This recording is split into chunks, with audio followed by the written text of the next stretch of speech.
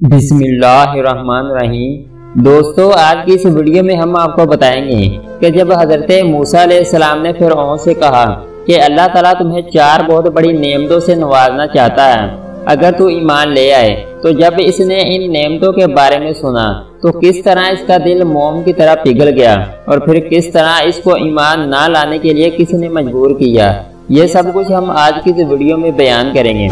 Video को आखिर तक लाजमी देखें ताकि आपको मुकम्मल वाक़े की समझ आ सके। नाज़रीन ग्रामी, एक दफ़ा हज़रत मूसा अलैहिस्सलाम ने फिरौन से कहा, ऐ फिरौन, तू इस्लाम कबूल कर ले, इसके इवज़ तेरी आखिरत तो बेहतर हो ही जाएगी, मगर दुनिया में भी तुझे 4 नेमतों से नवाजा जाएगा। तू अलीउल अलान इस बात का इकरार कर ले कि अल्लाह ताला के सिवा और कोई खुदा नहीं। वह बुलंदी पर, इफलाक पर और सितारों का पस्ती में, जिन्नों, इंस और शयातीन और जानवरों का पैदा करने वाला है। पहाड़ों, दरियाओं, जंगलों और बियाबानों का भी खालिक व मालिक है। इसकी सल्तनत गैर महदूद है और वो बेनज़ीर व बेमिसाल है। वो हर शख्स व मकान का निगहबान है। आलम में हर जानदार को रिज़्क देने वाला है। आसमानों और ज़मीनों का मुहाफिज है। नबातात में फूल पैदा करने वाला और बंदों के दिलों की बातों को जानने वाला। सरकशों पर हाकिम और इनकी सरकूबी को करने वाला है। फिरौन ने कहा, वो 4 नेमतें कौन सी हैं? आप अलैहिस्सलाम मुझे बतलाएं। शायद इन उम्दा नेमतों के सबब मेरे कुफर का शिकंजा ढीला हो जाए और मेरे इस्लाम लाने से सैकड़ों लोग मुशर्रफ बा इस्लाम हो जाएं। ऐ मूसा अलैहिस्सलाम, जल्द इन नेमतों के मुतल्लिक़ बयान करें। मुमकिन है कि मेरी हदायत का दरवाज़ा खुल जाए। हज़रत मूसा अलैहिस्सलाम ने हुक्म इलाही से फरमाया, अगर तू इस्लाम कबूल कर ले तो पहली नेमत तुझे ये मिलेगी कि तू हमेशा तंदुरुस्त रहेगा और कभी भी बीमार नहीं होगा। अपने खाना तन में तलके खुदाबंदी का ऐसा खजाना देखेगा जिसको हासिल करने के लिए तू अपनी तमाम ख्वाहिशात नफसानिया को मर्जियात इलाही के ताबिया करने के लिए मुजाहदात में जान तक देने को तैयार हो जाएगा। इससे जो दौलत तुम्हें मिलेगी वो बहुत ज्यादा होगी। दूसरी नेमत, ऐ फिरौन, खुदा की मार्फत हासिल होगी। जिस तरह एक कीड़े को हरा पत्ता अपने अंदर मशगूल करके अंगूर से महरूम करता है, इस तरह ये दुनिया हकीर तुझे अपने अंदर मशगूल करके मौला हकीकी से महरूम किए हुए है और तू कीड़े की तरह लज़ाइज़ जिस्मानिया में मसरूफ है। तीसरी नेमत तुझे ये अता होगी कि अभी तू एक मुल्क का बादशाह है। इस्लाम लाने के बाद तुझे 2 मुल्क अता होंगे। ये मुल्क तुझे अल्लाह ताला से बगावत करने की हालत में मिला है। अताअत की हालत में क्या कुछ अता होगा। जिसके फजल ने तुझे तेरे जुल्म की हालत में इस कदर दिया है, तो इसकी अनायत वफा की हालत में किस दर्जा तक होगी।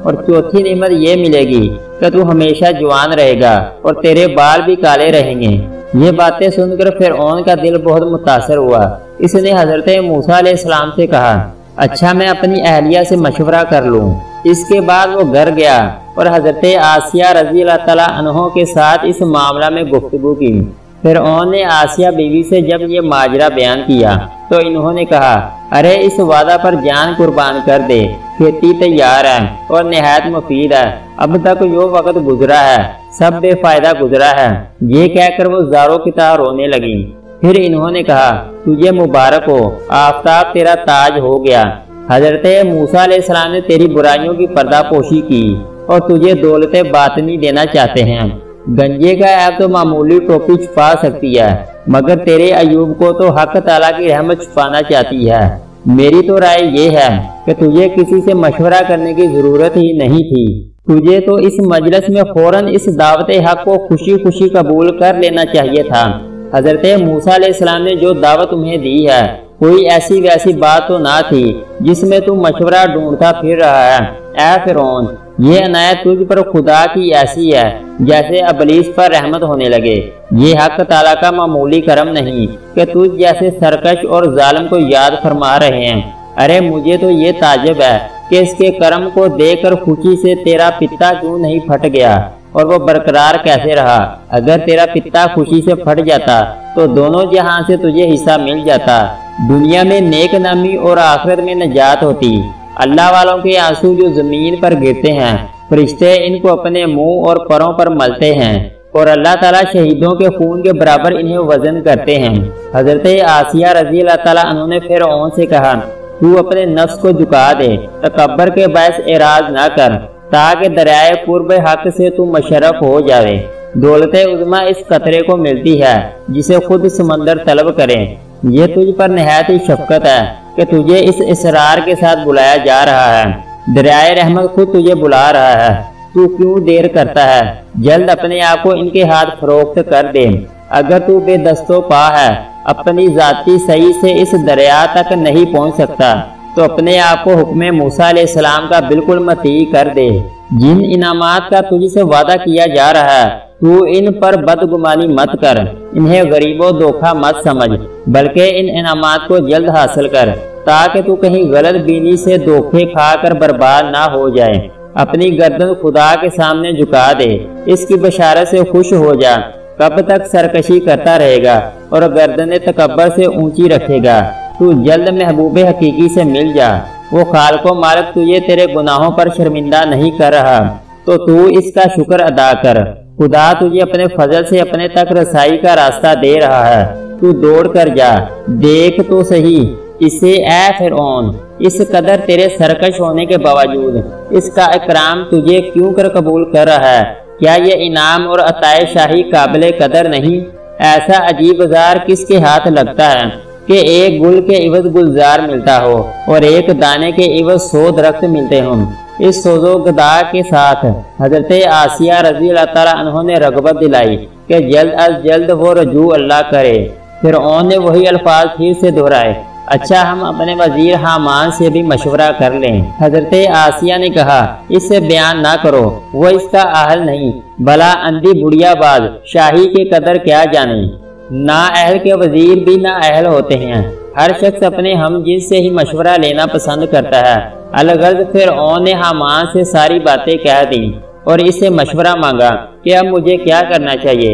حامان یہ باتیں سن کر لال پیلا ہو گیا۔ غم و غصے میں آ کر اس نے اپنا گریبان چاک کر ڈالا، شور مچانا اور رونا دھونا شروع کر دیا، اپنی دستار کو زمین پر پٹک دیا اور کہا، ہائے حضور کی شان میں موسیٰ نے ایسی گستاخی کی، نعوذ باللہ۔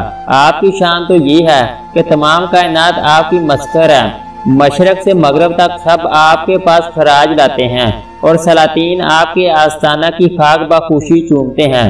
انہوں نے آپ کی سخت توہین کی ہے۔ آپ تو خود پوری دنیا کے لیے مسجود اور معبود بنے ہیں۔